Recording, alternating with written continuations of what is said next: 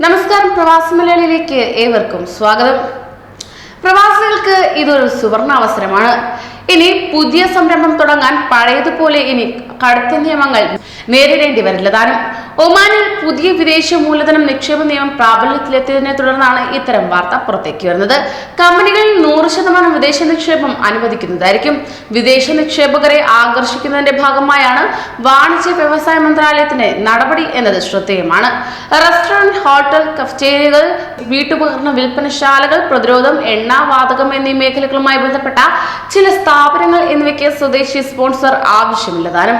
Hotel മേഖലയിലെ മലയാളികളടക്കമുള്ള ഇന്ത്യക്കാർക്ക് ഏറെ ഗുണകരമായ തീരുമാനമാണിതെന്നാണ് ലഭ്യമാകുന്ന വിവരം.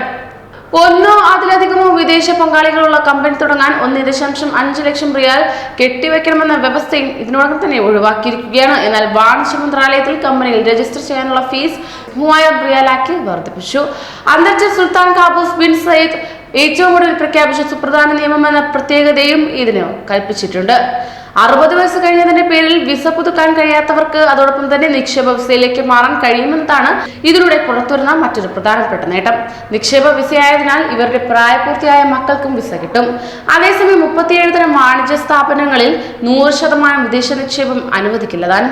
ടൈലറിംഗ്, ലോണ്ടറി, വാഹന റിപ്പയറിംഗ്, ഗതാഗതം, ഫോട്ടോകോപ്പി, കുടിവെള്ള വിൽപ്പന, manpower recruitment, hair dressing, salon, taxi, മത്സ്യബന്ധനം, വയോധികരുടെയും ഭിന്നശേഷിക്കാരുടെയും അനാഥരുടെയും പുനരധിവാസ കേന്ദ്രങ്ങൾ തുടങ്ങിയ മേഖലകളാണിത്.